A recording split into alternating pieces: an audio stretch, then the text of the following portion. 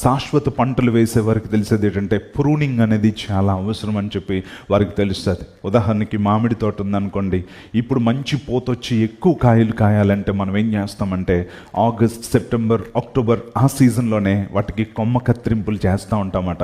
ఫలింపని తీగలు పటక్ ఇరిగిపోతాయి, ఊరికి అనవసరంగా ఉంటాయి మామిడి చెట్టు దగ్గర. అవి ఎండిపోయి దేనికి పనికి రాకుండా ఉంటాయి, వాటిని మనం విరగొట్టి తీసేస్తాం.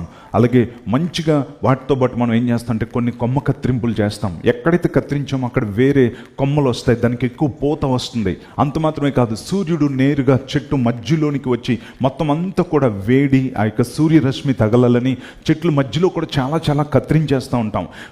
ఒక వ్యవసాయదారుడు ఎందుకు ఆ చెట్లను అలా కట్ చేస్తాడు అని అంటే వాటికి సరి అయిన సూర్యరశ్మి వచ్చి వాటికి మంచి పూత వచ్చి అది ఇంకా ఎక్కువ పండ్లనివ్వాలని, అది ఇంకా ఎక్కువగా ఫలించాలని ఏం చేస్తాడంటే దాంట్లో ఫలింపని కొమ్మల్ని కత్తిరిస్తాడు. అలాగే ఫలిస్తున్న కొమ్మలు ఇంకా ఎక్కువగా ఫలించాలని ఏం చేస్తాడంటే వాటిని కూడా కత్తిరిస్తాడంట.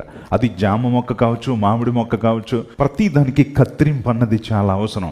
ఎందుకు అలా కట్ చేస్తాడు అని అంటే అంటున్నాడు, ఫలించే ప్రతి తీగ మరీ ఎక్కువగా ఫలించాలని ఆ విధంగా కత్తిరిస్తారు అని చెప్పి అంటున్నాడు. సో దేవుడు మన జీవితం నుంచి కొంతమందిని ఎందుకు కత్తిరించేస్తాడు అని అంటే నువ్వు మరింత ఫలించాలి అనే ఉద్దేశంతో దేవుడు నీ జీవితంలో కొంతమందిని కత్తిరిస్తాడు. నేను ఎక్కువ ఫలములు ఫలించడం కోసం నేను కత్తిరింపబడుతున్నాను అని నువ్వు తెలుసుకోవాలి. దేవుడు నీ జీవితంలో కొంతమందిని తొలగించడానికి గల కారణం ఏంటంటే నువ్వు ఎక్కువ ఫలములు కాయాలి అని, నీవు ఫలించడం ద్వారా నీ దేవుడు మహిమ పొందాలి అనే ఉద్దేశంతో దేవుడు ఏం చేస్తాడంటే ఫలింపని కొమ్మలను కత్తిరిస్తాడు, ఫలిస్తున్న కొమ్మల్ని కూడా కత్తిరిస్తాడు. ఈ ఫలించే కొమ్మలు ఇంకా ఎక్కువగా ఫలించాలని దేవుడు కత్తిరిస్తాడు.